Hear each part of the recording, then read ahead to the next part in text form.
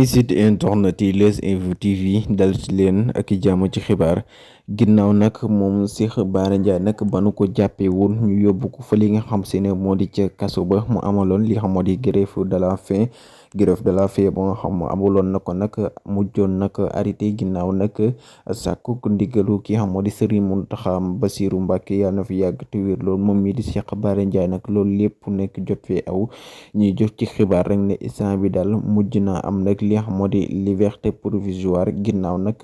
ñu tegaat ay daanam ci kawam mooy liberté provisoire boobu nag day ànd ak contrôle judiciaire mooy daal du wax ci dossier bi ba pare nag chaque mois day dem rek visité wu dem signé di wax na daal mu ngi ci mim réew mi di Sénégal moom mi di Cheikh Bara Ndiaye nag liberté provisoire boobu ñu ko may nag yàlla na doon lak lu yàgg ba du delluwaat fa li nga xam moo di ca kaso ba